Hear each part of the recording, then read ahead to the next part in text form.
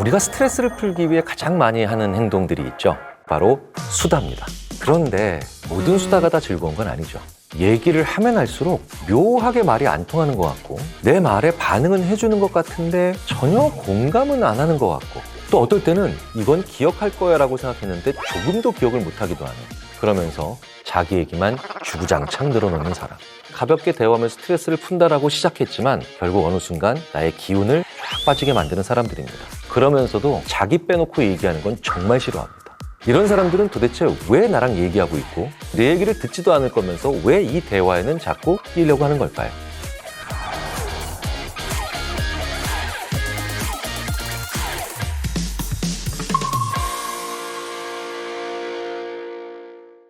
이럴 때 우리가 먼저 생각해 봐야 되는 게 있다는 거예요. 말을 듣고 대답을 해주고 공감해 주는 것 쉬운 것 같으세요? 절대 아닙니다. 우리 인간이 다른 동물들에 비해서 굉장히 사회적인 것은 맞지만 이렇게 커다란 사회에서 살아나가도록 진화한 것은 아니라는 거예요.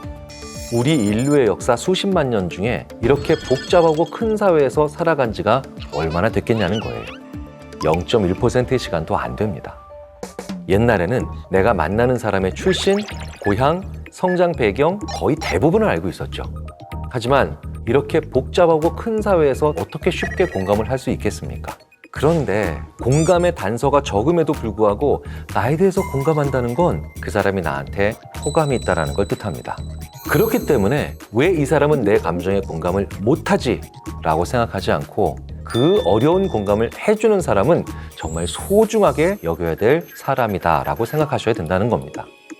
그리고 좀 더 생각을 해보면 공감을 하는 것을 통해 이 사람이 나에 대한 호감이 있는지 없는지 알 수 있다는 거예요. 만약 진짜 공감을 못하는데 척이라도 한다면요, 그 사람 역시 나에게 어느 정도는 호감이 있기 때문이라는 겁니다. 그런데 같이 이야기한 세월이 길었음에도 불구하고 나에게 공감을 전혀 하지 않는다고요? 그러면 그 사람은 나에 대한 호감은 없는 겁니다. 그렇다고 해도 그 사람을 미워하실 필요는 없습니다. 늘 모든 사람이 날 좋아해 줄 수는 없어요. 그냥 나와의 깊은 인연이 아니라고 생각하시면 되고요. 적당한 거리를 두고 지내면 된다는 거예요. 그럼에도 불구하고 하나의 예외적인 부류가 있죠. 적당히 거리를 두는 정도가 아니라 아예 멀리해야 되는 사람들을 뜻합니다. 누구에게도 공감을 못하고 조금도 공감하고 싶지 않은 사람, 대표적인 부류가 바로 소시오패스죠. 소시오패스에게서 이런 성향을 우리가 쉽게 발견할 수 있는 건 그 사람들이 시간을 아까워하기 때문이에요. 소시오패스는 자기 외의 사람들에게 시간을 쓰는 걸 극단적으로 싫어합니다. 시간이 아깝기 때문에 공감도 하기 싫고 무언가 공유하기도 싫고 그 사람을 위한 배려의 대화도 하기 싫은 거예요. 공감하지 못하는 가장 큰 게 뭘까요? 상대방에게 질문하고 대답할 시간을 안 주는 겁니다. 그걸 듣는 시간도 아깝거든요. 그리고 자기 얘기만 하는 거죠. 그 이유가 바로 뭐냐? 소시오패스는 늘 자기 위주로 자기 자신만 제일 힘든 사람이라고 생각하기 때문입니다. 그런데 왜 대화에는 꼭 참여하는 걸까요? 자신이 남들과는 다르다는 걸 숨기기 위해서입니다. 그리고 바로 이 점이 사이코패스와 소시오패스의 중요한 차이죠. 사이코패스는 선천적인 이유로 사회생활을 못합니다. 상당히 티가 나고 충동적이고 즉흥적이어서 정상적인 사람들과 전혀 다른 길을 가는 사이코패스와 달리 소시오패스는 상당 부분 가정환경이나 사회적 환경에 의해서 조형되죠. 정상적인 기질을 가지고 태어나지만 성장기에 어떤 부적응적인 측면들로 인해서 성격 장애를 가지게 됩니다. 그래서 소시오패스가 더 무서운 겁니다. 공감하지 않으면서도 우리 사이의 대화에 잘 숨기 때문이죠.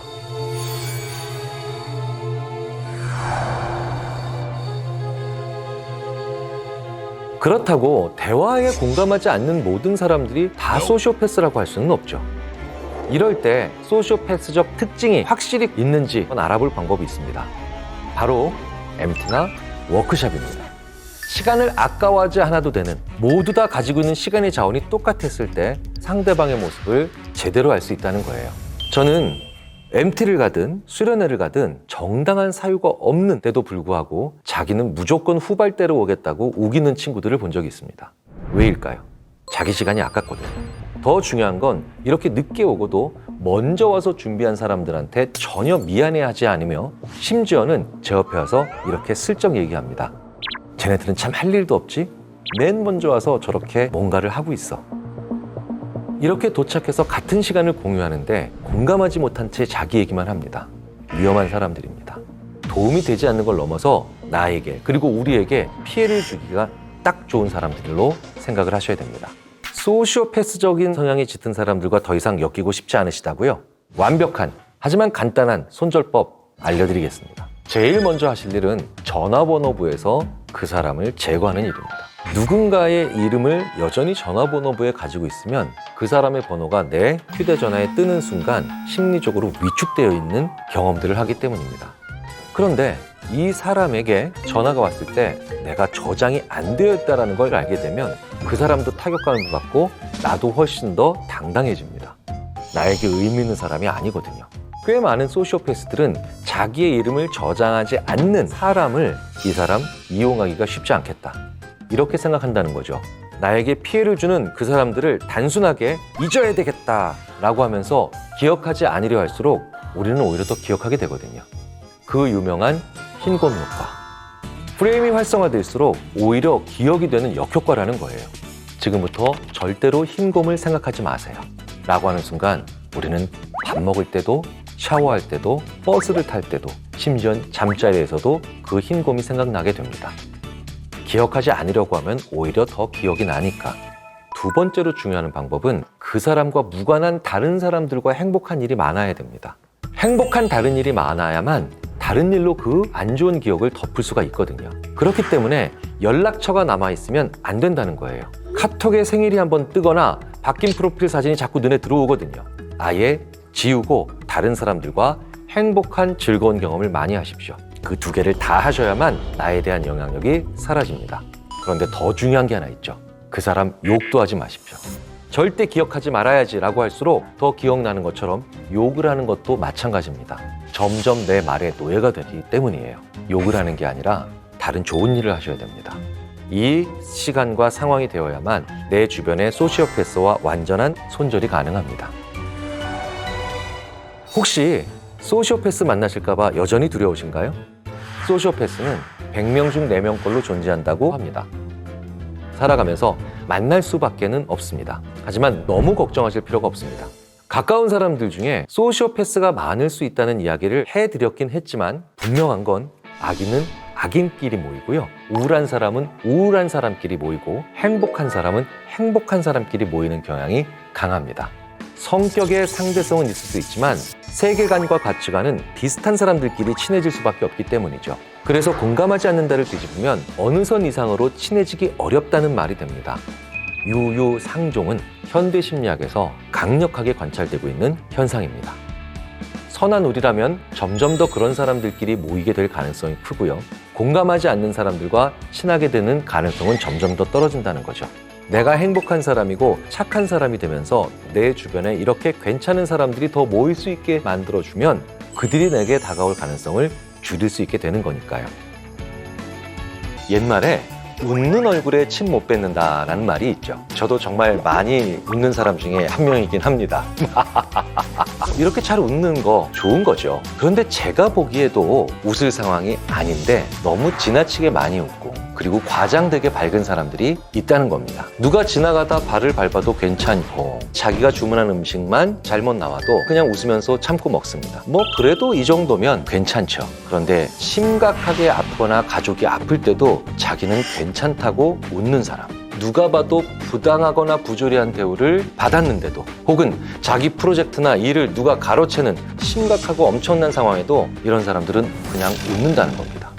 완전한 타인이라면 괜찮겠지만 내 주변에 가까운 사람이라면 정말 답답한 상황이겠죠. 이 답답한 친구 도대체 왜 이러는지 그 심리를 읽어드리겠습니다.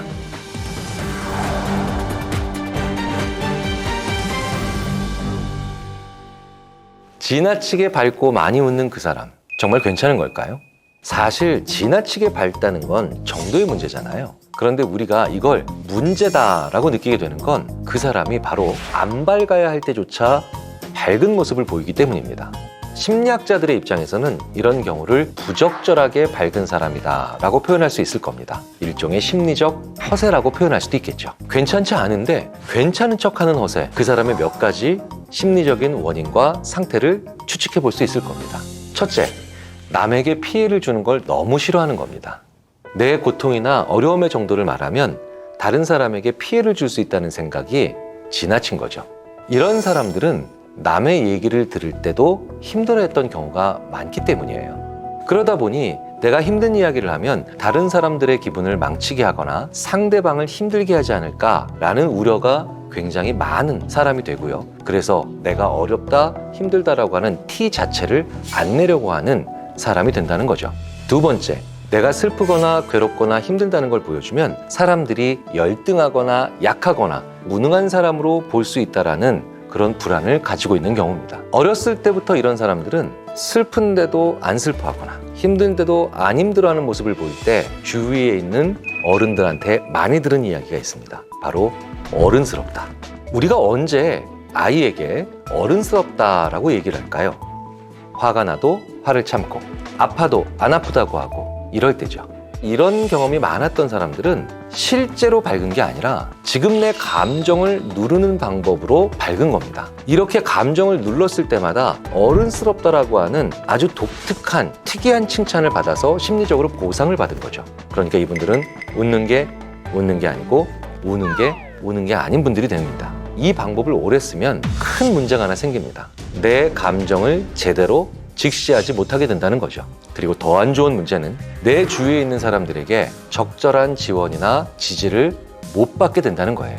왜냐? 내가 내 감정을 혹은 내 상태를 적절하게 표현해야만 내 주위에 있는 사람들이 나에게 관심과 지지를 보내줄 수 있으니까요. 하지만 이분들은 바로 그게 안 되는 겁니다. 이렇게 적절한 관심과 지지를 받지 못하는 이 시간들이 계속 쌓여가게 되면 이런 문제들은 반드시 어느 순간에 골마서 터지게 됩니다. 그렇기 때문에 그 감정이 아프면 어느 정도 아픈지 이야기를 해야 되고 표현을 해야 되죠. 감정의 정도를 표현하는 게 굉장히 중요하다는 겁니다. 마지막으로 하나 더 추측해 볼 수 있는 건요. 다 괜찮다라고 하는 그 사람이 아니라 우리에게 문제가 있을 수 있다는 겁니다. 그 사람이 늘 그런 게 아니라 유난히 우리와 있을 때만 그렇게 늘 괜찮고 다 괜찮은 척을 한다면 우리한테 중요한 문제가 있다는 거죠. 그 사람이 뭔가 힘든 티, 슬픈 감정을 표현했을 때 우리가 그 감정을 웃음거리나 호기심거리에 불과한 것으로 전락을 시키진 않았는지 한번 되돌아볼 필요가 있다는 거죠.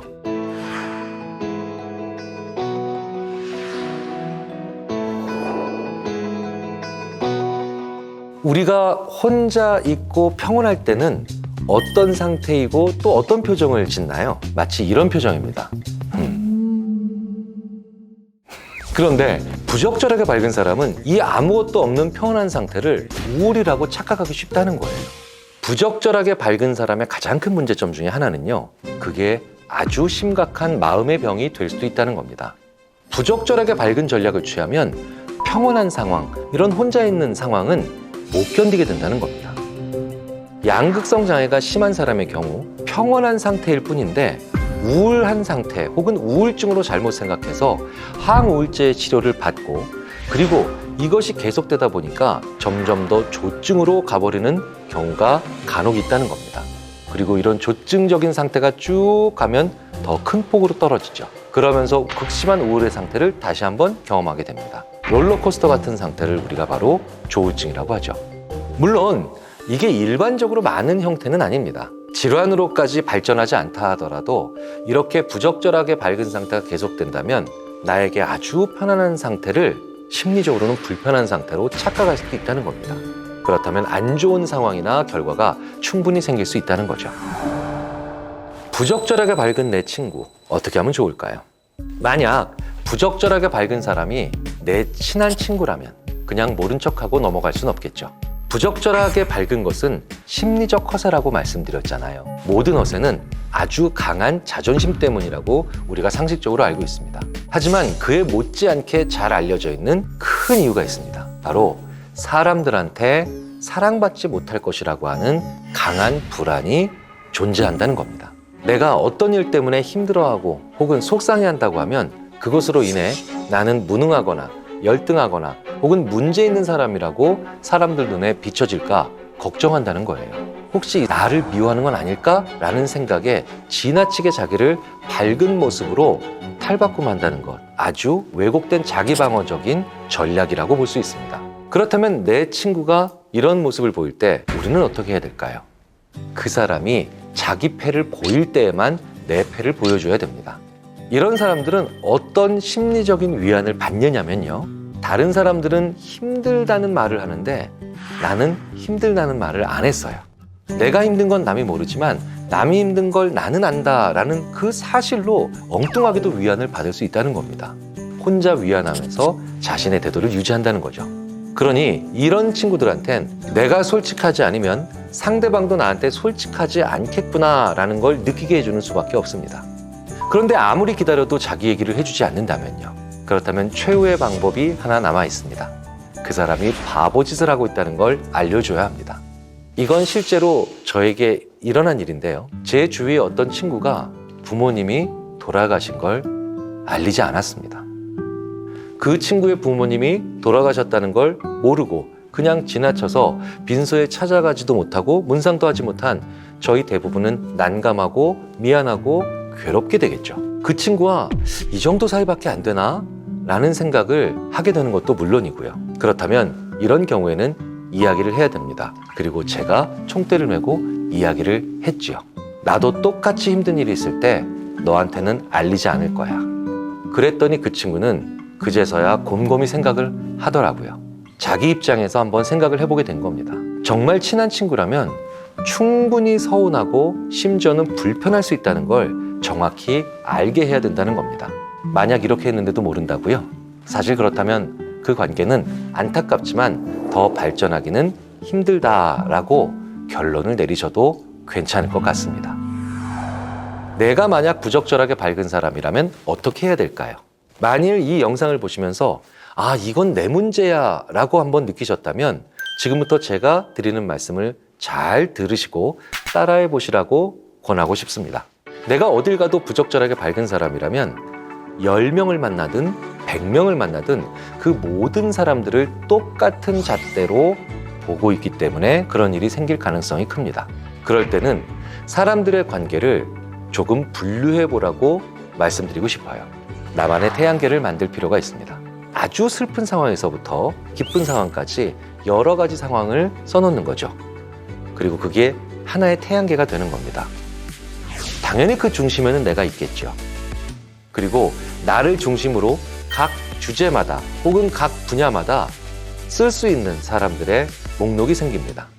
그러고 나면 내 마음은 그런데 왜 모든 사람들한테 똑같이 하고 있는 거지? 라고 하는 반성과 되돌아볼 수 있는 자세가 생길 수 있습니다. 이것도 연습입니다. 나의 내면을 보는 건 힘들지만 내가 어디까지 얘기할 수 있는 사람인가를 정해놓는다면 가시적이다라는 거죠. 우리가 왜 일을 할 때 현황판이라는 걸 그릴까요? 일어나는 일을 더 잘 보고 그리고 더 정확하면서도 세밀하게 하기 위해서입니다. 모두에게 똑같이 대하는 건 그 사람들과의 다양한 관계 속에서 내 마음의 현황판을 그리지 않아서 그런 일들이 벌어진다는 겁니다. 이런 태양계가 억지로라도 확실하게 만들어지는 게 사실 청첩장 줄 때죠. 그리고 이런 태양계가 확 깨져버리는 시간도 있습니다. 그게 바로 내 부모님이나 아니면 내 친지분의 장례식입니다. 결혼식 청첩장을 줄 때와 내 부모님의 부음을 알릴 때는 전혀 다른 차이가 하나 있습니다. 바로 준비를 할 수 있다는 것과 준비를 할 수 없다는 거죠. 이렇게 미리 알릴 수 없는 경우에는 누구에게도 먼저 전하거나 아니면 내가 미리 설정해 놓은 선에 의해서 알리는 것이 불가능합니다. 내가 그 사람의 태양계상에서 멀리 있다 하더라도 그 사람의 부모님의 장례식에 가면 내가 그 안쪽으로 확 들어갈 수 있는 계기가 되기도 하죠. 그래서 그 사람과의 관계가 달라질 수 있다는 겁니다. 내가 좋아하는 사람이라면 그 사람이 나를 어떻게 생각하든지 그 사람의 조사에는 반드시 참석하는 것이 중요합니다. 우리는 늘 자기 자신을 제일 잘한다고 생각하지요. 하지만 사실 객관적으로 돌아보지 못하는 경우가 훨씬 더 많습니다. 나와 주변의 관계를 스스로 한 번쯤 돌아보고 그걸 눈에 보이게 적어보거나 아니면 그려보는 시간이 필요합니다. 그래서 글을 쓴다는 건 생각보다 많은 생각과 노력이 필요한 작업이기도 하죠. 하지만 내 손으로 직접 쓰고 나면 모든 관계와 내 주위에는 많은 사람들에 대한 나의 생각과 시각이 굉장히 분명해지는 효과가 있습니다. 스스로 나를 잘 몰라서 괴로우시다고요? 그렇다면 먼저 나에 대해서 내가 어떤 사람인지도 써보라고 권해드리고 싶습니다. 자, 여러분께서 생각하시는 타인에게 가장 듣기 싫은 말 뭘까요? 성별, 나이, 직업과 무관하게 가장 듣기 싫은 말을 꼽아보라고 말씀을 드리면 꼭 나오는 유형의 말이 있죠. 바로 남과 비교하는 말입니다. 옆집에는 공부 잘하는데 넌 왜 그러니? 자네 동기 김대리는 잘하던데 박 대리는 왜 그래? 자, 그런데 이런 비교하는 말도 꼭 하는 사람들만 하죠. 입만 열면 습관적으로 사람들을 비교하면서 듣는 사람을 너무나도 괴롭게 만드는 그 사람. 대체 왜 그렇게 사람을 비교하는 시선으로만 바라보는지 그 타인의 심리를 알려드리겠습니다. 안녕하세요. 타인의 심리 읽어드립니다의 인지심리학자 김경일입니다. 그냥 이렇다 저렇다 얘기하면 되는데 인사팀 그 사람은 어떻다더라, 누구는 대기업 다니는 사람 만난다더라 얘기하는 그 사람의 마음은 도대체 왜 그러는 걸까요? 가장 쉽게 생각할 수 있는 이유는 비교하는 그 사람이 상대방을 너무 많이 가르치고 싶어서 그런 겁니다. 상대방을 가르치고 싶다는 욕구가 어떤 사람들에게 가장 클까요? 바로 가까운 사람들입니다. 어느 정도 거리가 있는 사람들끼리는 비교해서 말하기가 쉽지도 않고요. 그렇게 비교해봤자 효과가 있다거나 아니면 내 말에 설득력을 가지기도 어렵죠. 그래서 아주 가까운 가족들끼리 서로 상대방에게 진심으로 가르쳐주고 싶은 경우가 많고, 그리고 그 가르쳐주는 말을 하는 과정에서 비교하는 말들을 정말 많이 하게 되고 듣게 되는 경우가 많은 겁니다. 안 친하면 어느 정도 선에서 멈추고 얘기를 안 할 텐데 가까우니까 내가 생각한 걸 상대방이 못 깨달을까 봐 극단적으로 비교를 해서 말해주는 거죠. 사실 비교는 굉장히 쉬운 마음의 과정입니다. 눈에 딱 보이잖아요. 그 사람 입장에서 친절하다고 생각해서 가르쳐주는 게 비교라는 거죠. 그렇다면 나는 전혀 가깝다고 생각 안 하는 친척들, 직장 상사가 그렇게 비교하는 말을 계속한다? 그 사람들은 왜 그런 걸까요? 우리가 꼭 생각해 봐야 할 건 가깝다라는 말이 사이가 좋다라는 것과 동일시되지는 않는다는 겁니다. 우리의 사이가 좋고 나쁘고를 떠나서 물리적 거리가 자기와 가깝기 때문에 우리는 가깝다라고 생각을 한다는 거예요. 그래서 꽤 많은 경우에 우리는 물리적 거리가 가까운 사람이야 라고 한쪽 사람이 생각하는데 우리는 가까운 사이가 아니야 라고 다른 한쪽은 생각하면서 이 괴리가 그만큼 갈등이나 오해를 많이 만들어낼 수 있다는 겁니다. 비교하는 사람들에게는 친하다는 거리감이 내가 생각하는 것과는 꽤 많이 다를 수 있다는 거죠. 비교하는 상대방에게 왜 그렇게 비교해서 말하세요? 라고 하면 대부분 다 네 생각해서 그러는 거지 라고 얘기할 겁니다. 그렇다면 그 사람은 내가 생각하고 걱정해 줄 만큼 가까운 사이라고 생각한다는 거예요. 자, 그런데 이런 비교하는 문화가 외국보다 한국 사회에서 많이 나타나는 이유는 뭘까요? 실제로 이렇게 남들과 비교를 하면서 나를 많이 힘들게 하거나 기분 나쁘게 하는 경우는 유독 한국 사회에서 많이 회자되는 에피소드들입니다. 한국 사람들이 동질적이기 때문에 비교하기가 쉬운 거죠. 자동차랑 사과를 비교해보면 어떤 차이가 있을까요? 뭔 말이야? 라고 얘기하실 거예요. 하지만 같은 자동차인데 SUV와 세단을 비교하는 건 쉽잖아요. 자, 이게 바로 성질이 같아서 혹은 공통점이 많기 때문에 오히려 비교할 수 있는 차이점은 더 많이 나올 수 있다는 거예요. 유독 한국인들, 즉 우리는 거의 비슷할 때 학교를 가고요. 거의 비슷할 때 학교를 졸업하고 거의 비슷할 때 취업하고 전 국민이 월드컵 할 때는 4년마다 같은 색 옷을 입죠. 서로 많이 비슷하기 때문에 다른 점도 쉽게 보이고 더 비교하기가 좋다는 거죠. A 고등학교 다니는 친구와 B 고등학교 다니는 친구는 서로 비교하기가 쉽습니다. 하지만 고등학교에 다니는 친구와 고등학교를 다니지 않고 사업을 하는 친구가 있다면 비교 자체가 쉽지 않죠. 그러니까 우리나라가 매우 동질적이라서 서로 비교에 노출되기 쉬운 환경이라는 겁니다. 게다가 우리는 아파트, 차, 가방 이렇게 살고 타고 지니는 것에 대해서도 그게 얼마인지에 대한 데이터가 굉장히 정확합니다. 집만 봐도 외국은 사는 집의 형태나 모양 자체가 워낙 다양해서 저거 얼마 하고 나오는 게 쉽지 않죠. 그런데 한국은 주위에는 거의 모든 것들을 단일화된 가치인 화폐적 계산법을 통해서 파악하는 게 가능합니다. 그러니까 그 가격을 통해서도 비교하기가 더 쉬워진다는 거죠. 비교가 쉬운 사회에서 그 문화를 혹은 그 풍토를 바꾸기 위해서는 개개인의 특성 그리고 개성을 있는 그대로 바라봐주고 그 특징과 개성을 존중해주는 시선이 필요하겠죠. 비교하는 말들로 인해서 만들어지는 최악의 상태에는 또 어떤 게 있을까요? 비교를 한다는 건 기본적으로 어떤 것의 가치를 높이는 밸류에이션과 어떤 것의 가치는 낮춰버리는 디밸류에이션이 동시에 일어나는 현상이라고 봅니다. 자, 그런데 우리는 비교를 한다고 할 때 주로 디밸류에이션만 생각을 한다는 거죠. 너는 왜 걔보다 못하니? 이런 것만 비교라고 생각한다는 거예요. 하지만 그게 아닙니다. 더 큰 격차나 더 큰 마음의 상처 혹은 타격감을 느끼게 만드는 비교는 바로 밸류에이션과 디밸류에이션을 동시에 하면서 2배 넘는 그런 타격감을 만들어내는 비교죠. 야, 걔 되게 잘하지 않냐? 너보다.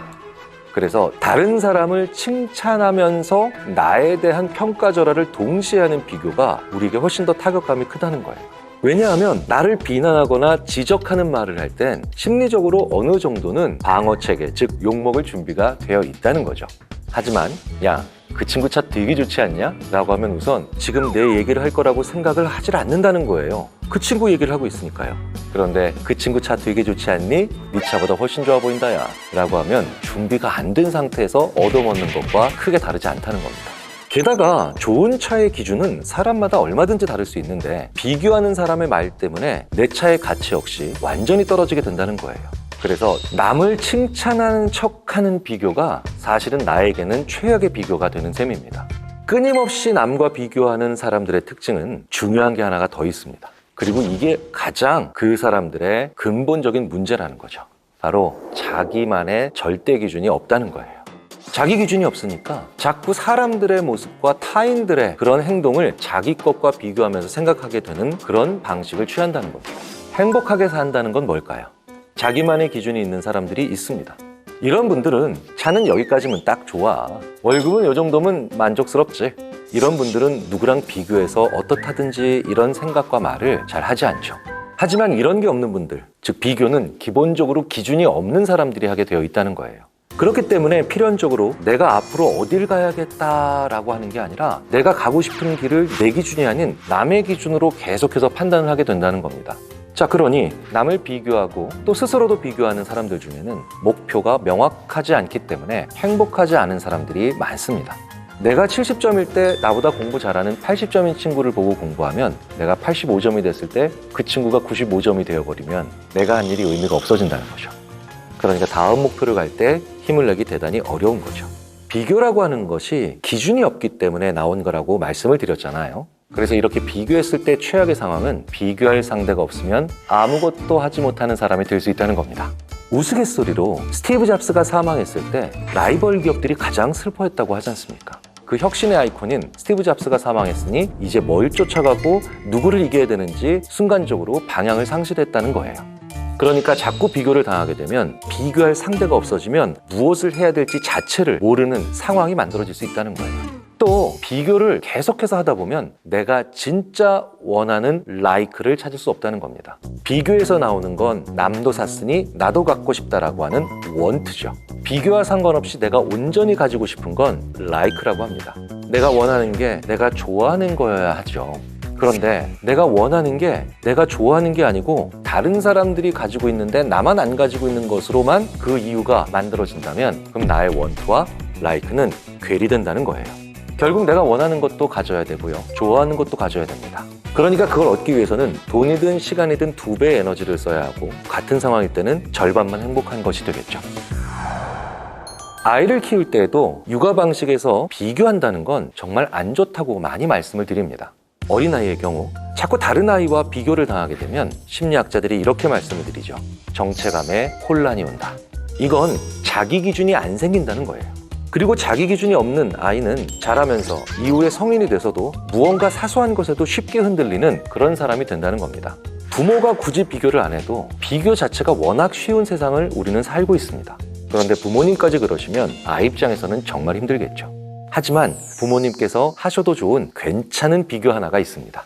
우리 아이와 다른 아이를 비교하는 건 안 좋죠. 하지만 우리 아이의 예전 상태나 미래 상태 등 우리 아이의 다른 모습과 비교하는 건 전혀 나쁘지 않고요. 때에 따라서는 굉장히 긍정적인 효과가 만들어지는 경우도 허다합니다. 자, 그렇다면 이렇게 얘기하실 수 있다는 거예요. 야, 우리 경일이 작년보다 5cm나 더 컸네. 경일이가 지난번엔 이렇게 했는데 이번에도 이렇게 할 수 있지 않을까? 이런 비교는 아이 스스로도 자기 기준 안에서 판단할 수 있기 때문에 더욱더 성장에 대한 동기를 만들어낼 수 있는 말이 되기도 합니다. 사실 이런 칭찬이 유효한 것은 성인의 경우도 마찬가지죠. 직장에서도 김대리, 지난번에는 김대리가 굉장히 좋은 보고서를 냈는데 이번엔 살짝 부족하네? 그때처럼 보완을 해줄 수 있어? 이런 비교는 상대방의 마음을 전혀 상하게 만들지 않습니다. 이 영상을 보시는 분들 중에는 스스로 나를 자꾸 남과 비교하게 돼서 힘들다라고 말씀하시는 분들도 많이 계실 겁니다. 그분들께 꼭 전해드리고 싶은 말씀이 있습니다. SNS를 보면서 남은 행복한데 나는 왜 안 그런지 끊임없이 비교하게 되는 경우가 있잖아요. 그런데 우리가 여기서 한번 생각해 봐야 할 건 SNS는 다 행복한 순간 혹은 자랑하고 싶은 순간만 올린다는 겁니다. 오늘 물 말아서 김치에 밥 먹는 사진 올리는 분들은 거의 없지 않습니까? 그러니까 SNS를 보면 모두 행복해 보일 수밖에 없는 거죠. 특히 자기한테 만족할 게 많이 없다고 생각하는 분들이 남과 스스로를 비교하는 경우가 많습니다. 그리고 그런 분들을 문화심리학자 김정훈 박사께서는 이렇게 얘기하죠. 남의 감탄에 목말라 하는 사람들이다. 프랑스 철학자 자크 라캉도 이런 얘기를 했죠. 인간은 타인의 욕망을 욕망한다. 내가 무언가를 굉장히 욕망을 가지고 원하고 있는 것 같지만 그 욕망이 결국 외부에서 주입됐다는 뜻이에요. 그래서 남과 비교하는 성향이 강한 사람들은 나한테 스스로 감탄할 것들이 필요합니다. 그런데 그건 직업이라든가 차라든가 큰 집은 결코 아닙니다. 이건 다 남이 보는 시선이 강한 측면들이죠. 그렇다면 어떻게 해야 할까요? 바로 새로운 공부를 하시는 게 그 무엇보다도 중요합니다. 북글씨, 필라테스, 심지어 당구, 어떤 취미도 좋습니다. 내가 안 해봤던 것을 새로 배우는 과정에서 스스로 이런 걸 할 수 있구나 라고 하면서 나 자신에게 감탄하고 그리고 그 실력이 늘어가면서 혹은 지식이 많아지면서 또 나에게 감탄할 수 있는 여지가 생긴 거죠. 이건 나의 자존감과 나의 정체감을 지키기 위한 가장 중요한 갑옷과도 같은 것입니다. 여러분은 친구 혹은 직장 동료에게 전화가 오면 어떻게 하시나요? 대부분 사람들은 당연하게 받아야죠 라고 대답할 겁니다. 그렇다면 부재중 전화가 찍힌 걸 봤을 땐 어떻게 하시나요? 거기에 더해 전화를 달라는 문자까지 남겨져 있다면요. 당연히 전화를 건 사람에게 연락을 하시겠죠. 그런데 이 당연한 걸 안 하는 사람들이 있다는 겁니다. 같이 있지 않으면 전화도 카톡도 메신저도 답이 없는 사람들. 이렇게 습관적으로 연락을 안 하는 잠수 타는 사람들. 부재중 전화를 보고 옆에 있는 내가 연락해줘 라고 이렇게 얘기하면 그런 친구들은 꼭 이렇게 말합니다. 필요하면 자기가 다시 연락할 거야. 이게 친구 관계일 때도 이해가 안 가는데 더 이해가 안 갈 때는 바로 업무를 할 때라는 겁니다. 왜? 남의 연락을 안 받고 피드백을 안 하는 걸까요? 생각만 해도 속이 답답한 연락 안 되는 그 사람의 심리. 지금부터 읽어드리겠습니다.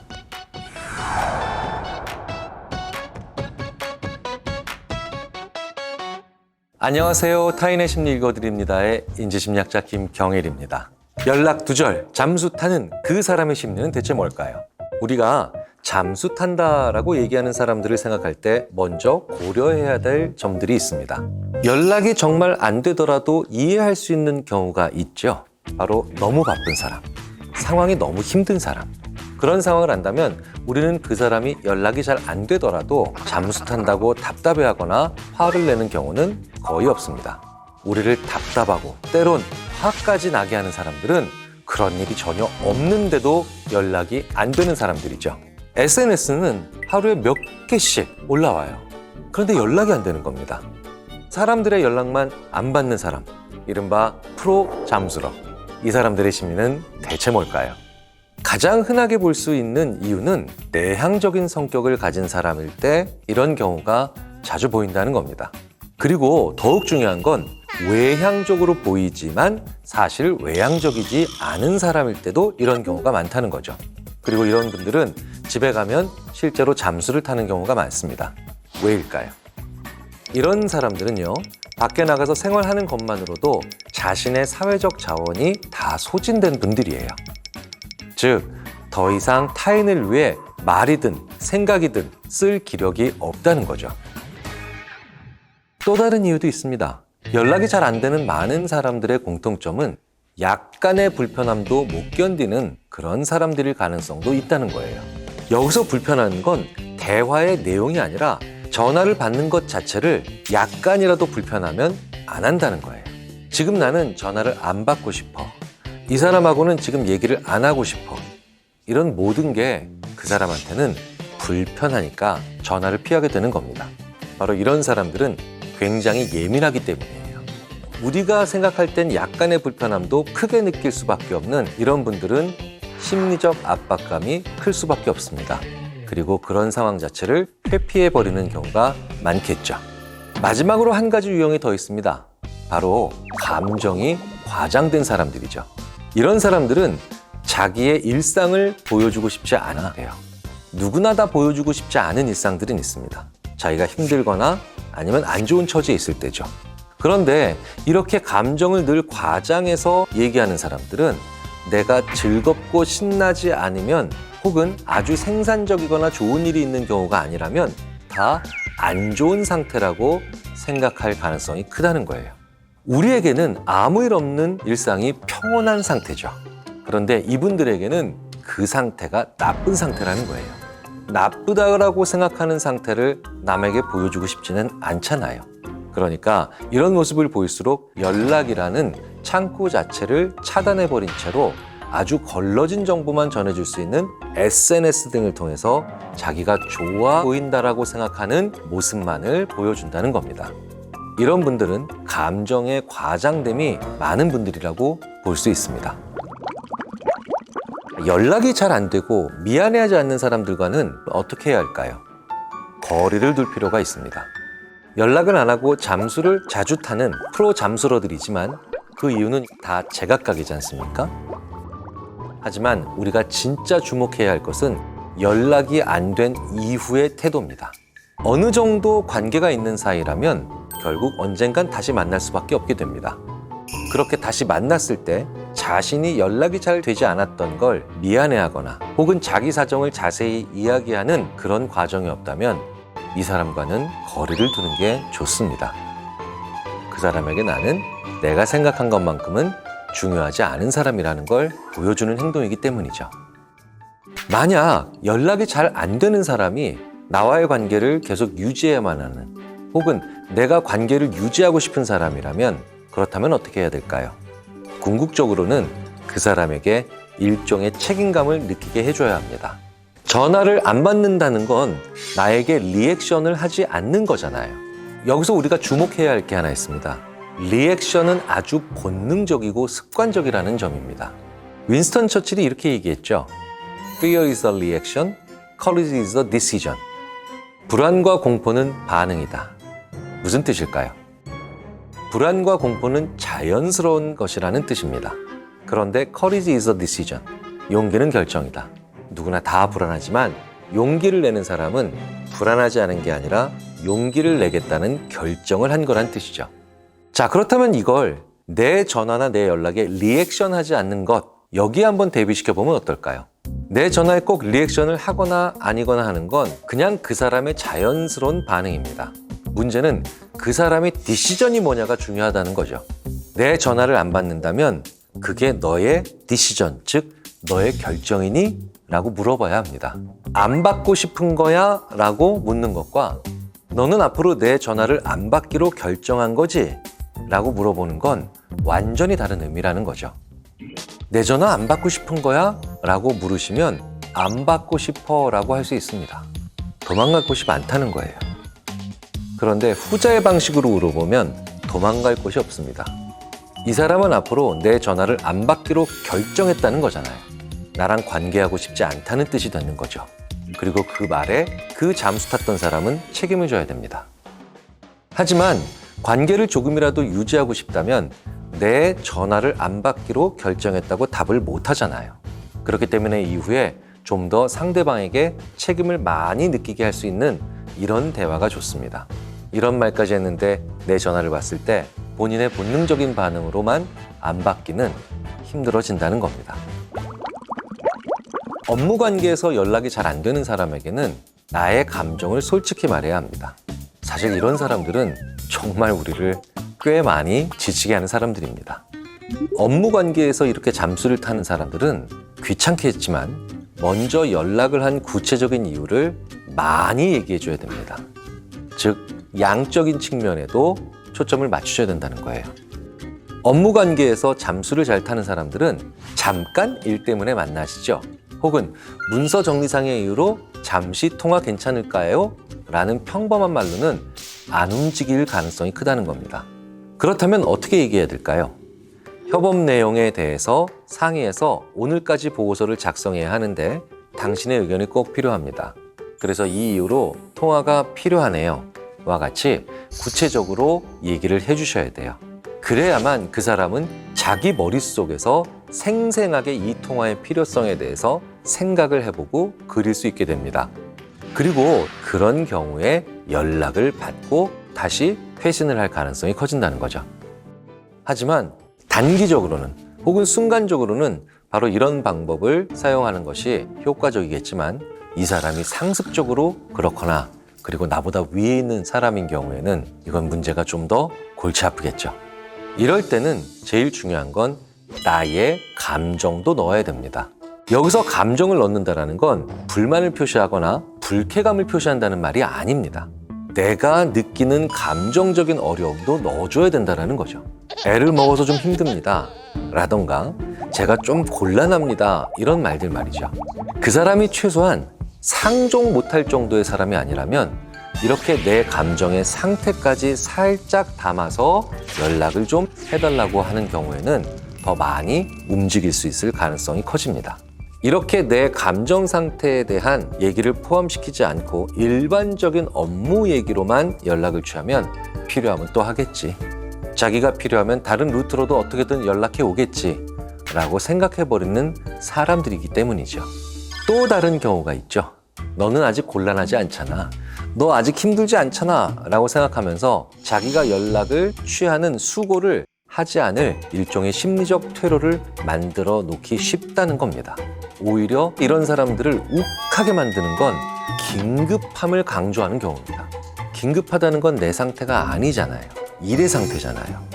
그런데 오히려 이렇게 긴급하다라는 걸 강조하면 나에게 비난의 화살이나 아니면 내가 의리니까 나를 불리하게 만드는 말을 상대방으로 하여금 하게 만들 수 있다는 겁니다. 그래서 이런 사람들한테는 일이 급한 게 아니라 내가 어렵다라는 말을 조금 수고스러우시겠지만 포함시켜서 해주셔야 합니다. 만약 여러분 자신이 집에만 가면 어떤 연락도 받고 싶지 않은 프로 잠수러라면 어떻게 하셔야 될까요? 스스로도 불편하거나 남들 기분을 상하게 한다는 걸 알고 계실 겁니다. 우리는 스마트폰을 쥔 순간부터 집에 들어와도 어느 정도 사회생활 한다는 걸 인정해야만 합니다. 스마트폰은 실제로 24시간 내내 우리를 언제든지 부르니까요. 그래서 우리는 스마트폰을 족쇄라고 부르는 경우도 있습니다. 자, 그렇다면 이 족쇄로부터 해방되는 것만이 능사일까요? 스마트폰을 버리고 끄는 것만이 능사는 아니라는 걸 이미 잘 알고 계시잖아요. 그렇다면 더 현명한 방법은 뭘까요? 과거보다 훨씬 더 나의 사회적 자원을 잘 관리할 필요가 있다는 거죠. 만약 나의 잠수 타는 모습을 나도 싫어한다면 조금이라도 그리고 이걸 개선하려면 사람을 덜 만나야 됩니다. 내가 이렇게 지쳐서 집에 들어오기만 하면 어떤 전화도 받지 않고 어떤 연락에도 회신을 하지 않는다면 내가 밖에서 사회적 자원을 내가 가진 사회적 자원보다도 훨씬 더 많이 소모했다. 다시 말해서 너무 많은 사람들을 만나고 집에 들어왔기 때문입니다.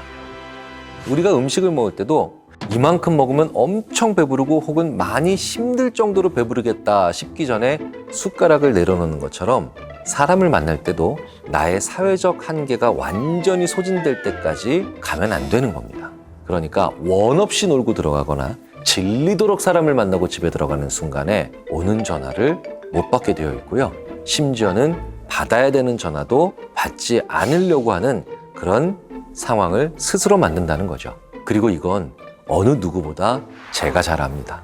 그래서 사람을 만나기 위한 사회적 에너지를 약간은 남겨놓고 집에 들어가셔야 최소한 나에게 피해가 올 수 있는 그 정도의 잠수는 타지 않을 수 있다는 거죠. 내가 잠수를 타는 것 때문에 문제가 점점 더 커지고 있다면 그걸 고칠 수 있는 또 하나의 좋은 방법은 내가 잠수를 안 탔다는 걸 나도 알리고 상대방에게도 알려야 됩니다. 정말 전화 받는 것이 버거울 때가 있습니다. 그렇다면 문자로 내가 지금은 좀 많이 피곤하니까 그래서 좀 자려고 하니까 나중에 이야기하면 안 될까는 정도는 알려야 합니다. 그걸 상대방을 위한 배려만으로 생각하시면 안 됩니다. 이렇게 내가 좀 힘드니까 나중에 이야기하자라는 정도로 알려주게 되면 나로 하여금 나중에 그 사람에게 연락을 더 잘하게 만들 수 있는 방안이 되기도 하니까요. 그래서 내가 지금 너무 힘들어서 전화 받기 힘들 때는 슬쩍 나 지금 너무 피곤해서 자야 할 것 같다. 그리고 나중이 아니라 내일 오후 5시 전후로 전화할게 라고 정확하게 정해놓는 거죠. 이렇게 해놓으면 그 사람에게서는 섭섭함을 줄여주는 거고요. 나에게는 실제로 내일 전화할 행동을 훨씬 더 잘하게 만들어줄 수 있고 할 수 있는 확률을 높이는 양쪽 모두를 위한 안전장치이자 배려장치가 되는 셈입니다. 우리가 대화를 하고 싶지 않을 때가 언제일까요? 바로 나에게 부담되는 주제일 때, 말을 하고 싶지 않은 주제를 얘기해야 될 때죠. 사실 나에게는 부담이 없는 주제라고 생각하지만 상대방에게는 굉장히 큰 부담이 될 수도 있습니다.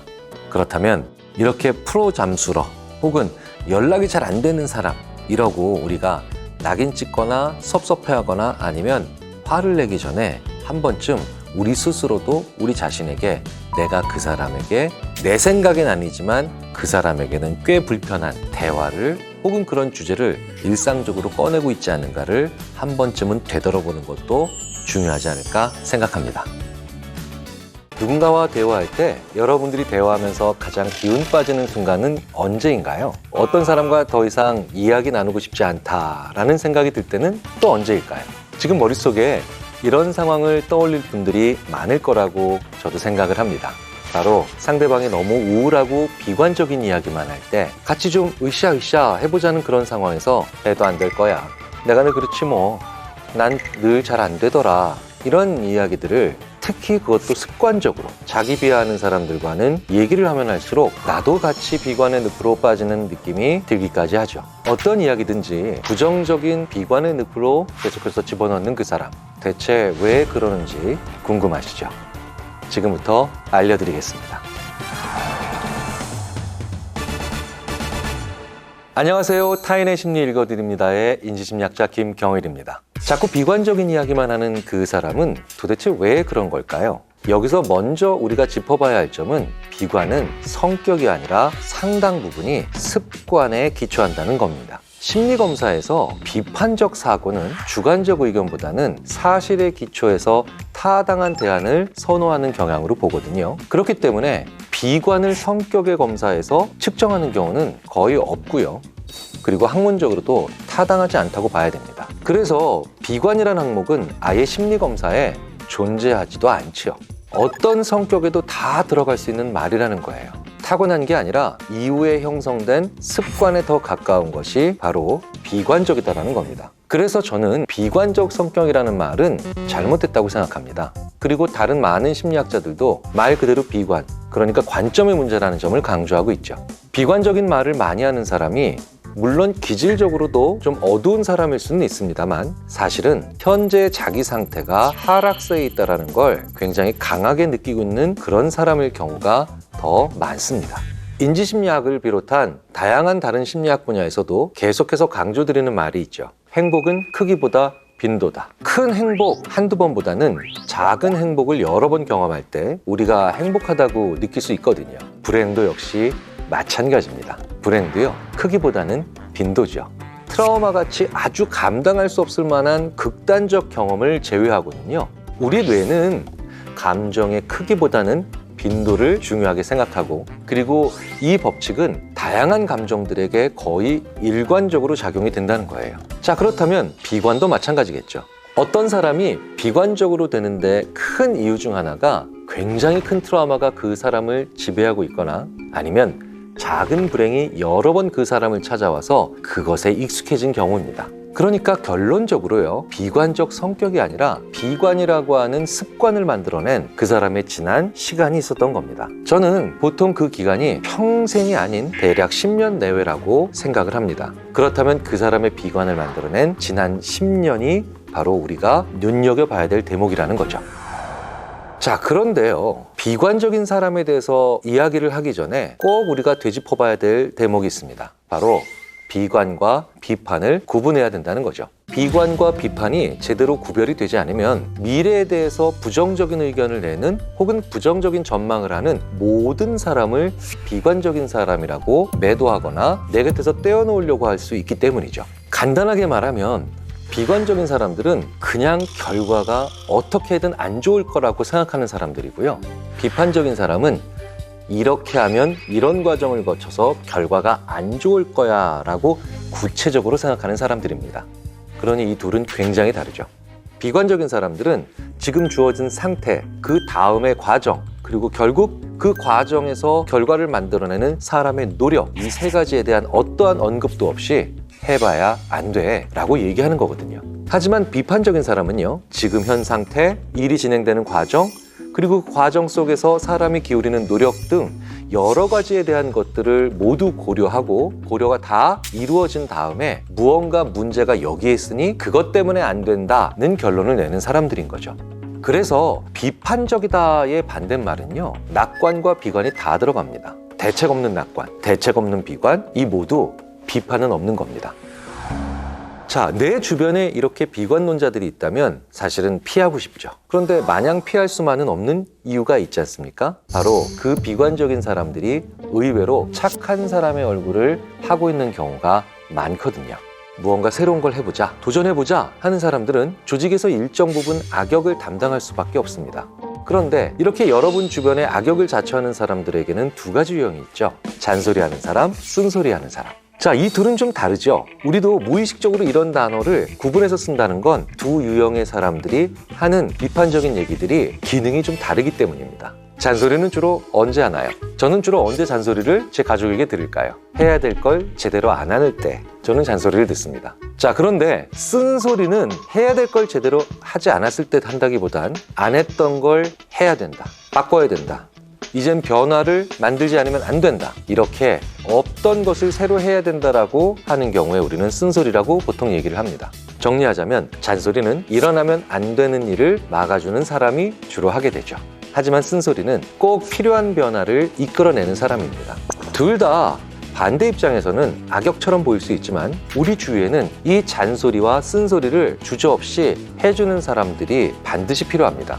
왜냐? 조직이나 아니면 사회나 가정에서 일어나면 안 되는 일이 일어나면 안 되죠. 반드시 필요한 변화는 만들어내야 되죠. 그래서 이 잔소리와 쓴소리를 하는 사람이 없다면 집단이라고 부르는 모든 것들은 굉장히 위험해질 수 있다는 겁니다.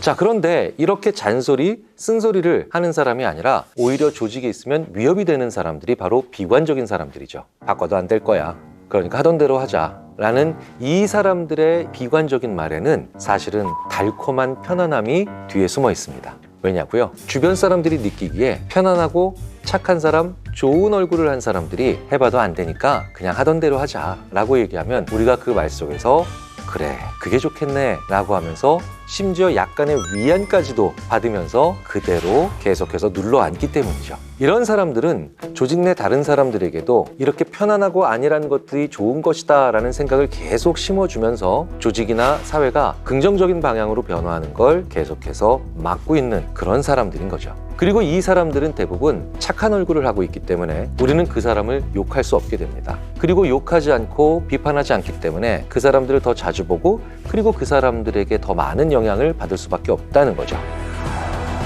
비관적인 사람이 많이 하는 말에도 일종의 특징이 있습니다. 사람이 비관에 쉽게 빠질 수밖에 없는 이유는 자신의 비관적 예측이 정말 맞았던 경우가 많았기 때문입니다. 그래서 이 비관적인 사람이 가장 많이 하는 말이 있습니다. 거봐, 내 그럴 줄 알았어. 비관적인 사람들에게는 이 그럴 줄 알았어 라는 말이 자신의 비관을 더욱더 비관적으로 가게 만드는 일종의 심리적 시드머니가 되는 겁니다. 스스로 이런 말을 하면서 비관적인 미래를 예측하고 그 결과로 자연스럽게 가는 최악의 자기 암시로 이어진다는 거죠. 비관적인 사람들의 말투가 가지는 또 다른 특징은 이 사람들의 말에는 유난히 동사가 적다는 거예요. 동사는 행위를 얘기하죠. 즉, 이런 사람들은 미래에 하고 싶은 행위가 별로 없다는 겁니다. 만약 제가 은퇴하시면 뭐 하고 싶으세요? 라고 하면 비관적인 분들은 주로 명사로만 대답합니다. 농장, 사업, 가게. 그런데 그걸 해서 뭘 어떻게 구체적으로 하겠다는 게 없다는 거죠. 하지만 긍정적인 사람들은 농장 혹은 개인 서재를 만들어서 거기서 로봇공학 쪽 공부를 새로 하고 싶어. 지금까지는 내가 철학을 공부했는데 요즘은 이상하게 움직이는 기계에 대해서 한 번쯤 도전을 해보고 싶더라고. 이렇게 하고 싶은 동사들을 충분히 길게 이야기한다는 겁니다. 그래서 저는 꿈을 명사로 얘기하는 것을 굉장히 경계해야 된다라고 늘 조언드리죠. 왜냐고요? 꿈이 동사가 아니라 명사가 되면요, 비관에 빠지기가 더욱더 쉬워집니다. 직장에 가면 꿈이 상무, 임원, 부사장인 분들이 많이 계십니다. 그런데 그분들은 그 자리에 오르면 그게 끝이죠. 그러니까 미래가 없는 거고요. 뭘 해야 될지도 모르는 채 대부분 6개월이나 1년을 허송세월합니다. 그리고 난 다음에 느껴지는 초조함과 조바심은 그래서 엉뚱한 방향으로 자기뿐만 아니라 자기의 부하 직원들을 다그치게 만든다는 거예요. 그런데 제가 알고 있는 세상의 수많은 뛰어난 리더들은 이렇게 말합니다. 상무일 때요, 내가 전무가 되면 이거 할 거야. 내가 전무가 되면 꼭 이건 바꿀 거야. 이건 꼭 수정할 거야. 라고 하면서 내가 그 자리에 가게 되면 혹은 그 위치에 가게 되면 어떤 일을 하게 될 것인지 혹은 어떤 일부터 할 것인지에 대한 생각을 멈추지 않고 한다는 겁니다. 그래서 긍정적이었던 사람도 자기의 미래를 명사로 꿈꾸면요, 자기가 꿈꾸는 일이 이루어졌을 때 그 다음에 어떤 일을 해야 될지 모르겠다라는 혼란감으로 인해서 결과적으로 비관에 빠지는 것이 쉬워집니다. 내가 무조건 피할 수만은 없는 사람이거나 혹은 나에게 너무 소중해서 피하고 싶지 않은 사람이 비관적인 말을 계속해서 나에게 하고 있다면 이럴 때는 어떻게 해야 할까요? 그럴 때는 그 사람의 말을 역으로 이용하시면 긍정적인 결과를 볼 수 있을 가능성이 높아집니다. 어떻게 하냐고요? 결과가 좋았을 때 너 그럴 줄 알았어 라고 얘기해 준다는 거죠. 같이 어떤 일을 계속해서 합니다. 협동을 했다는 거죠. 그리고 결과가 좋아졌을 때 긍정적인 결과를 놓고 논공행상을 하는 것이 얼마나 중요한지를 되새겨볼 필요가 있다는 겁니다. 그래서 같이 함께 일을 했는데 결과가 좋았습니다. 그때 이렇게 한번 얘기해 주신 건 어떨까요? 네가 하자는 대로 하니까 잘 됐어. 야, 너의 그 아이디어 아니었으면 실패할 뻔했어. 우리 모두가 노력해서 결과가 좋아졌을 때 그 사람이 한 일을 찾아서 칭찬해 주는 겁니다.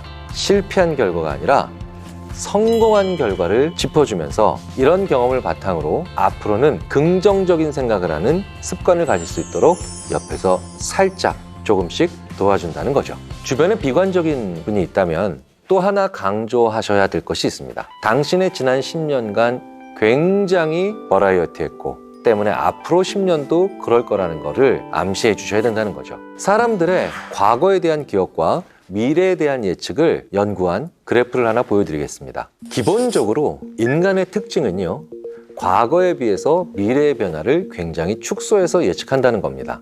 그리고 이 현상은 모든 연령대에서 일어난다는 거죠.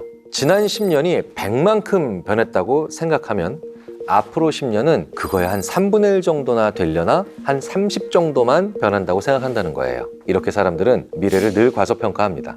그러니 자연스럽게 지난 10년보다 앞으로 10년에 더 좋은 일이 일어나지 않을 거라고 생각해 버리기가 쉽다는 거죠. 따라서 이 비관적이다라고 하는 생각이 좁은 영역대에 있지 않도록 미래에도 굉장히 변화가 많을 거다라고 하는 넓은 선택지를 주고 그런 암시를 계속해서 주는 게 무엇보다도 중요합니다.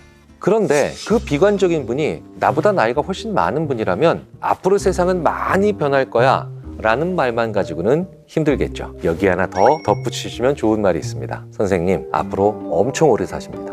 실제로 제 주위에서도요, 은퇴를 앞두고 비관적으로 계속해서 자기의 관점을 좁히는 분들이 계셨는데 제가 농담 반, 진담 반으로 선배님 나이는요, 앞으로 재수 없으면 140까지 사신대요. 수명이 굉장히 길어지고 있죠.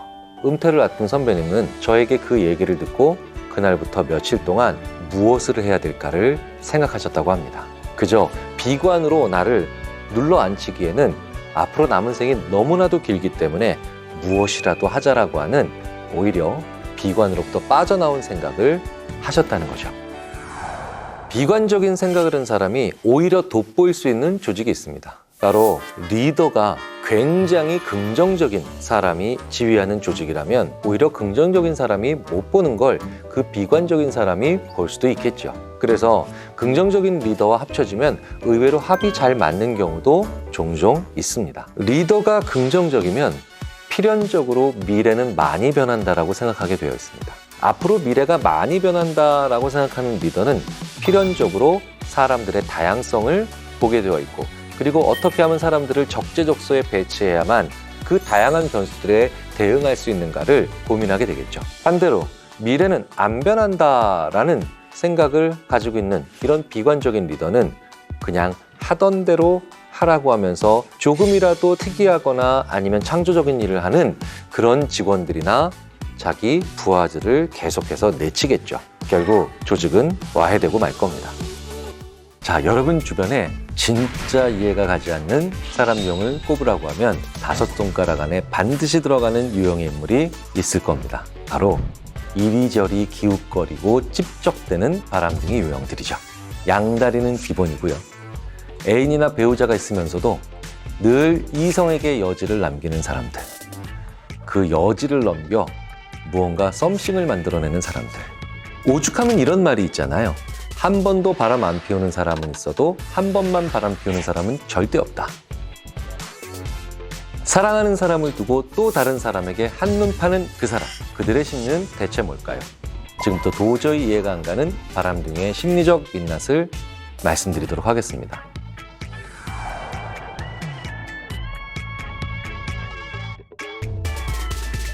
어떤 사람들은 한눈 파는 사람들에 대해서 극단적으로 이런 얘기를 하시곤 합니다. 그런 사람들은 날 때부터 그렇게 생겨먹은 사람들이야. 날 때부터 그렇다는 건 유전자의 문제죠. 진짜 한눈 잘 파는 유전자가 있는 걸까요? 실제로 이런 연구를 호주 퀸즐랜드 대학의 연구팀에서 수행해 본 적이 있습니다.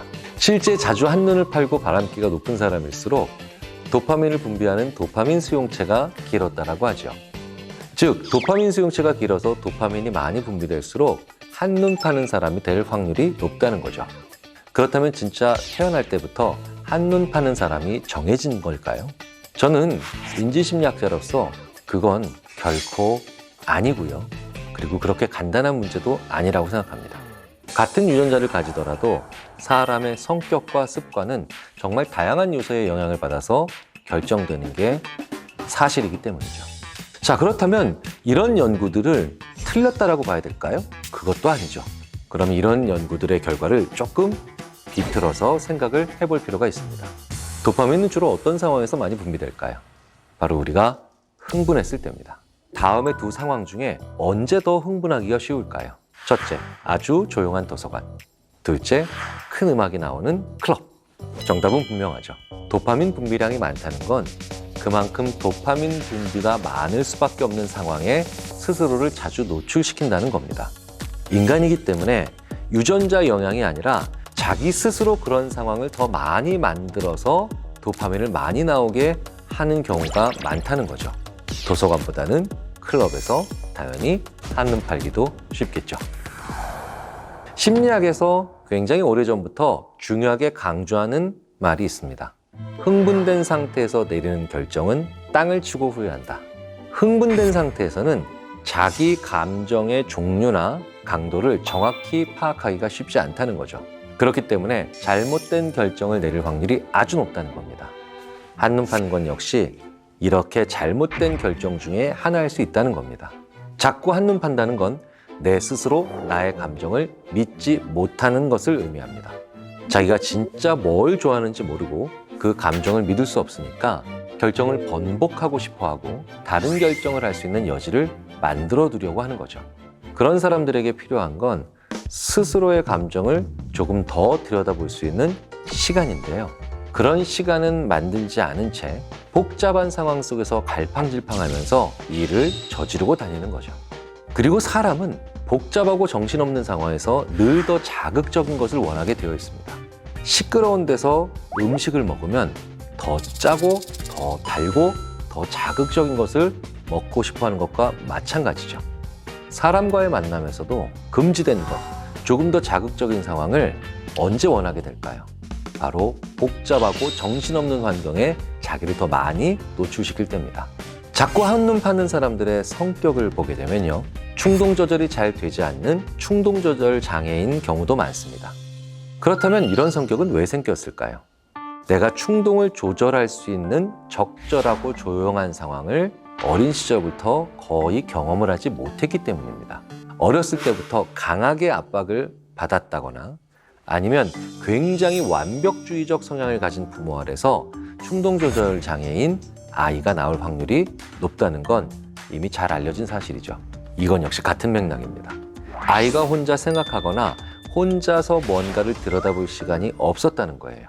역시 스스로의 감정을 돌아보고 정리할 여유가 없기 때문에 이런 상황에 빠지게 되는 것은 결국 같은 메커니즘입니다. 한눈 파는 사람들만의 공통적인 특징이 말싸움을 잘 안 하려고 합니다. 갈등에 직면하지 않고요. 문제가 생겼을 때 그 문제에 집중해서 풀어나가는 게 아니라 은근슬쩍 혹은 구렁이 담 넘어가듯이 넘겨버리려고 한다는 거죠. 그래서 이 사람들은 계속해서 말이 겉돌면서 그냥 말싸움을 피해보려고 한다는 겁니다. 자, 그런데 생각해 보세요. 싸우는 걸 두려워하지 않아야 집중할 수 있죠. 그런데 자기 감정이 깨끗이 정리되지 않았는데도 정리하지 않고 피해버린다? 결국 서로 답답한 채로만 끝나버리는 거예요. 그래서 우리는 잘 싸우지 않는 사람들을 보고 원만하다고 합니다. 그런데 대부분의 바람둥이들은 원만합니다. 둥글둥글하다, 서글서글하다라는 얘기를 듣죠. 모든 상황에서 싸우라고 말씀드리는 게 결코 아닙니다. 언쟁이 필요할 때, 서로의 의견을 조율해야 할 때 그 사안을 무작정 피해버리기만 하고 얼렁뚱땅 넘어가려고만 한다면 그 사람은 나중에 한눈을 파는 사람이 될 확률이 높다라는 거죠. 그렇다고 너무 싸우기만 한다, 별일 아닌데도 싸움으로 만들려고만 한다, 그럴 때는 또 다른 의심을 해봐야 될 필요가 있습니다. 바로 여기저기 한눈 파는 사람이 반대인 집착하는 사람일 수 있다는 거죠. 실제로 집착하는 사람 혹은 집착적인 사람은 싸움을 두려워하지 않는 경우가 많습니다. 그리고 적당히 끝내지 않고 끝을 보려고 하는 경우가 많죠. 피해야 할 싸움은 잘 피하고 집중해야 될 때는 잘 집중하는 그런 사람들이야말로 적정한 지점을 잘 찾는 사람들입니다. 만나면서 초반에 극단적인 모습을 많이 보인다면 그런 사람들은 둘 중에 하나의 모습을 보일 거라고 한 번쯤 의심을 해봐야 된다는 거죠. 만약 내 연인이 한눈을 참 잘 파는 사람이다 라면 어떻게 해야 될까요? 그리고 더 속상하게도 그 사람과 헤어지고 싶지 않다면 어떻게 해야 할까요? 한눈 파는 사람들은 무언가 좋은 것을 얻기 위해 열심히 어떤 일을 하는 접근 동기가 아주 강한 사람입니다. 심지어는 접근 동기만 가지고 있는 사람일 수도 있죠. 그렇다면 접근의 반대말인 회피. 회피 동기는 무슨 뜻일까요? 나쁜 일을 막아내고 이런 일은 안 일어나야 된다라는 욕구가 회피 동기입니다. 자, 그런데 이렇게 한눈을 잘 파는 사람들은 여기에 좋은 게 있고 저기에 좋은 게 있고 여기 오면 또 이런 좋은 사람 있네. 접근 동기만 강한 사람들이라는 거죠. 그렇다면 이런 사람을 어떻게 해야 할까요? 부담감을 줘야 됩니다. 나는 너를 믿어. 그러니 제대로 해봐. 트러스트, 즉 신뢰가 기초가 된 커뮤니케이션이 필요합니다. 접근 동기를 많이 가진 사람들이 굉장히 책임감을 느끼는 가치가 신뢰입니다. 왜냐하면 신뢰를 받는다는 건 굉장히 멋있고도 품위가 있어 보이거든요. 반대로 나한테 집착하는 사람이 연인일 경우에는 어떻게 해야 될까요? 그 사람들은 회피 동기가 강한 사람들입니다. 그 사람들에게는 약속을 잘 지킨다는 것이 굉장히 중요합니다. 그래서 규칙에 정말 민감하죠. 자기의 연인이나 아니면 자기의 파트너 혹은 배우자를 괴롭게 만드는 결과가 대부분 자꾸 규칙을 만들어서 이거 하지 마, 저거 하지 마, 저렇게 해야 돼, 이럴 땐 이렇게 들어와, 여러 가지 규칙을 만들어서 힘들게 한다는 거죠. 그런 사람들에게는 앞으로 집착하지 않을 거라고 믿을게 라고 말하는 건 아무 소용없습니다. 역규칙을 만들어야만 합니다. 이럴 때는 이런 말 하지 말고 이럴 때는 이렇게 들여다보지 마 라는 규칙을 만들어서 지키게 해야 한다는 거죠. 그런데 굉장히 많은 분들이 이걸 거꾸로 합니다. 습관적으로 바람 피우는 사람에게 약속을 잘 지키라고 하고요. 집착하는 사람에게 다시 한번 믿어보겠다고 한다는 거죠. 이렇게 거꾸로 하니까 효과도 반감되거나 아니면 그 반감만큼도 안 되는 겁니다. 가장 중요한 건 이렇게 해봤는데도 전혀 달라지지 않는다. 그렇다면 이제 깨끗이 포기하고 이별하셔도 됩니다. 인간의 한눈 팔기와 집착에 대한 내가 부합되는 용서와 대화를 했는데도 안 됐다. 라고 하면 이제 깨끗하게 정리하시는 것이 가장 현명한 방법일 겁니다. 요즘 심리학에서 정말 많이 연구하는 것 중에 하나가 진정성입니다. 진정성의 사전적 정의는 참되고 올바른 특성이라는 뜻입니다. 굉장히 좋은 뜻을 가지고 있죠. 하지만 심리학에서는 조금 다른 의미로 정의가 됩니다. 진정성이랑 나의 솔직한 모습을 드러내서 나도 편해지고 상대방도 편안하게 만드는 것을 의미합니다. 이리저리 기웃대고 한눈 파는 사람들은 모두의 마음을 얻기 위해 자기의 진짜 모습이 아닌 가식적인 모습을 보여 그 마음을 얻으려고 하는 게 목적입니다. 그리고 그 과정에서 당연히 가식적인 모습을 점점 더 많이 보일 수밖에 없게 되죠. 결국 본인도 답답하게 되고 불안하게 되고 갑갑함을 느끼게 됩니다. 그 관계에 여전히 만족하지 못하는 상태를 남기게 되겠죠. 그러니 또 다른 관계를 추구할 수밖에 없게 되는 겁니다. 진정성을 보여야 육체적으로도 심리적으로도 건강하고요. 그리고 오래 살 수 있습니다. 나의 솔직한 모습을 보이고 그 솔직한 모습에 흔쾌히 동의해주는 상대방에게 정성을 다하는 것이 그 무엇보다도 중요하고요. 그리고 우리를 모든 면에서 건강하게 만들 수 있다는 것을 우리는 잊지 말아야 되겠습니다. 만나기도 전에 상대방에 대한 인상이 확 나빠지는 그런 행동이 하나 있죠. 바로 지각하는 겁니다. 자, 그런데 한두 번도 아니고 매번 그러는 사람들이 있죠. 회사에 매번 5분씩 늦는 직장 동료, 15년째 매번 늦고 있는 친구, 주변에 상습적이다라고 할 정도로 시간을 못 지키는 지인들이 한두 분씩은 다들 있을 거라고 생각합니다. 5분만 일찍 나오면 될 것 같은데 늦고 또 미안해하고 그리고 또 늦고 매번 이렇게 꼭 늦는 상습 지각러의 그 심리는 대체 뭘까요? 그 이해 안 되는 타인의 심리를 읽어드리겠습니다. 안녕하세요. 타인의 심리 읽어드립니다의 인지심리학자 김경일입니다. 매번 늦는 사람들의 심리를 궁금해하는 분들이 정말 많으실 겁니다. 실제로 미국 심리학 전문지 사이콜로지 투데이에 지각하는 사람들에 대한 워싱턴 대학 연구진의 논문이 실린 적이 있습니다. 이 연구에서는요, 실험 참가자에게 퍼즐이나 페이스북 타임라인을 훑어보는 것처럼 시간 가는 줄 모르고 하는 쉬운 일들을 미션으로 주는 거죠. 그리고 제한 시간을 얼마나 잘 지키는지 확인을 한 거예요. 그 결과 이른바 미래 계획 기억력이 뛰어난 사람들은 그렇지 못한 사람들에 비해서 제한 시간을 잘 지켜서 수행하는 그런 성향을 보입니다. 자, 미래 계획 기억력이란 건 뭘까요? 바로 미래에 해야 할 일들에 대한 기억으로 세종대왕이 한글을 만드셨어 라고 하는 것만 기억이 아니라 친구랑 만나기로 한 약속이나 지금 하고 있는 일 다음에 뭘 해야 하는지에 대한 기억력을 말하는 겁니다. 그러니까 다음 주 화요일 날 12시에 마트에 가야 돼 라고 하는 미래에 대한 기억도 분명히 우리의 기억 체계에서 중요한 한 부분이라는 거예요. 그러니까 매번 늦는 사람들은 미래에 대한 기억력이 뛰어나지 않고 그 순서를 지키는 걸 굉장히 어려워한다는 겁니다. 자, 이렇게 연구가 될 정도로 전 세계에서도 왜 약속에 늦을까 하고 타인의 심리를 궁금해한다는 그런 얘기죠. 자, 주변에 매번 늦는 사람들을 잘 생각해보면 그 사람들도 몇 가지의 부류로 나눠질 수 있습니다.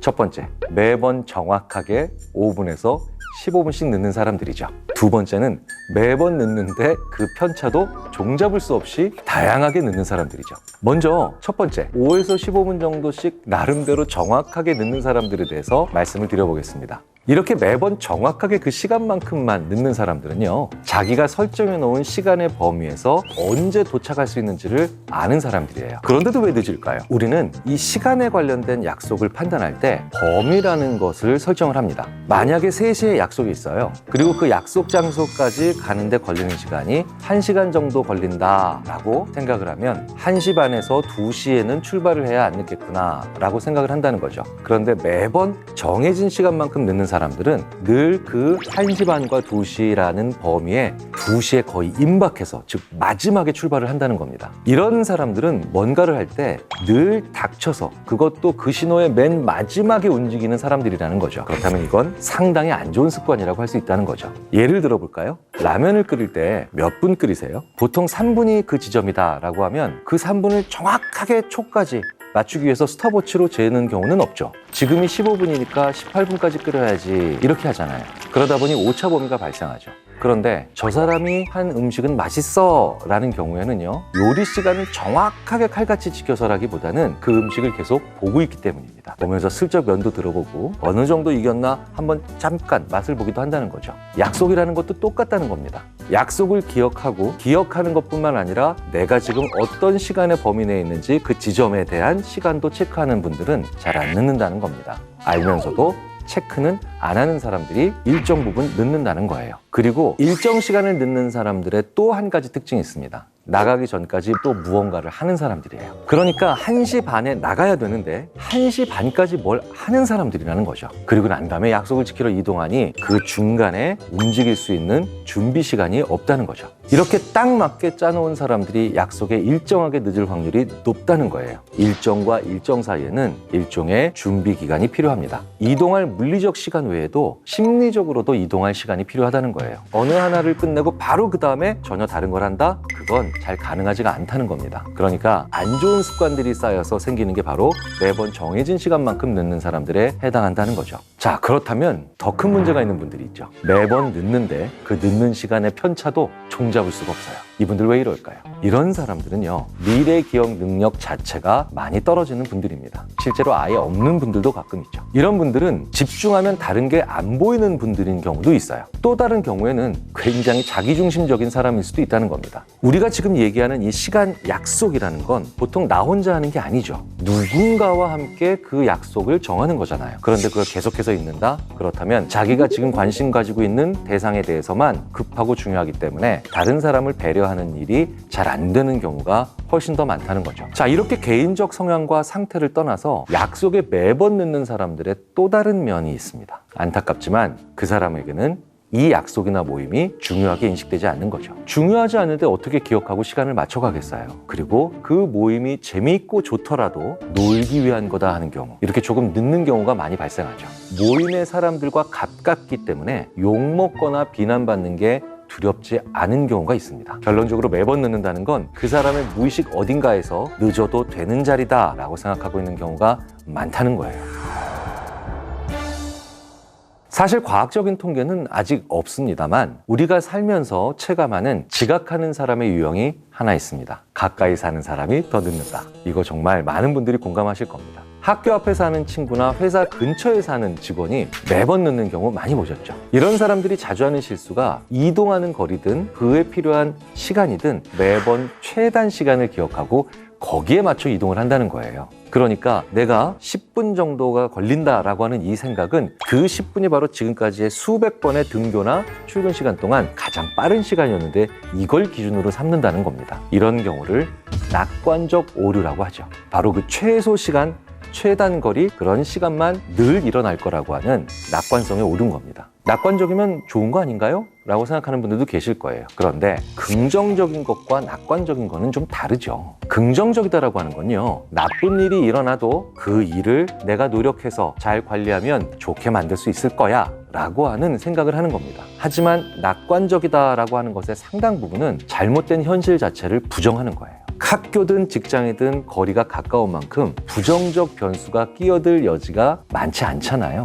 그러니까 그만큼 낙관적 오류를 보이기도 쉽기 때문에 가까이 사는 사람들은 더 늦는 경우가 많이 발생한다는 겁니다. 그래서 지금 가까운 학교, 가까운 회사로 등교하고 출근하시는 분들은 가장 진땀 날 정도로 오래 걸렸던 시간들을 한 번쯤 써붙여 보시는 것도 도움이 되실 겁니다.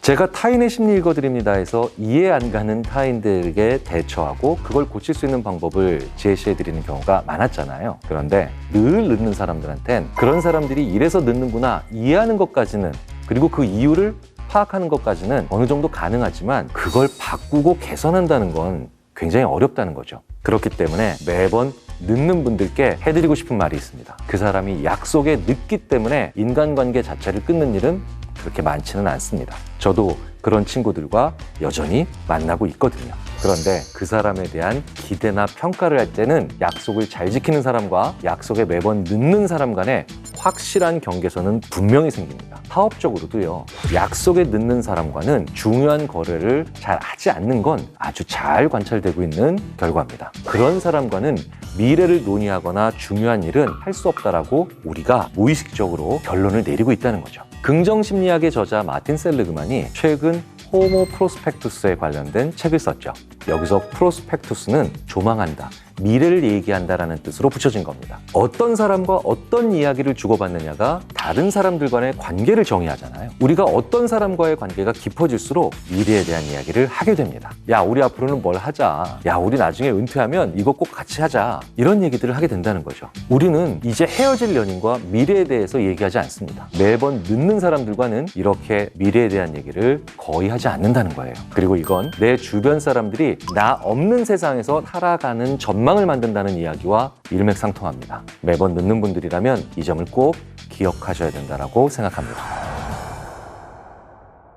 우리가 이렇게 늦는다는 것이 얼마나 안 좋은 것이냐에 대한 이야기를 하고 있지만 사실 살면서 어떻게 모든 약속에 한 번도 늦지 않을 수가 있을까요? 사실 그건 거의 불가능하죠. 하지만 이렇게 늦었을 때 꼭 해야 하는 행동이 있습니다. 바로 지각이 불가피한 상황이다라고 사전에 미리 알려주시라는 거죠. 우리가 사실 매번 지각해서 화가 나는 건요, 그 사람이 이 약속을 중요하게 생각하지 않는다는 느낌이 강하게 들기 때문이거든요. 그런데 미리 연락을 한다는 건 이 약속에 대해서 충분히 인지하고 있고, 그리고 내가 늦는다는 것에 대해서 미안함을 가지고 있다는 걸 보여줄 수 있는 아주 중요한 행동입니다. 사실 매번 지각하는 것보다 더 짜증나는 건 사과 안 하는 경우잖아요. 늦었는데요, 나를 쳐다보지도 않고 늦어서 미안해 라고 하면서 메뉴판부터 펼쳐보는 그런 선배를 봤을 때 기분이 2배로 상하더군요. 왜? 진심이 아닌 것 같았거든요. 그리고 그 사람도 진심 아니었을 겁니다. 사정이 있어 늦었을 경우에는 진심으로 상대방을 보고 사과를 해야 되고요. 그리고 부득이하게 약속에 계속 늦었다면 다음번 만나면서 꼭 해야 될 게 있습니다. 사실 이건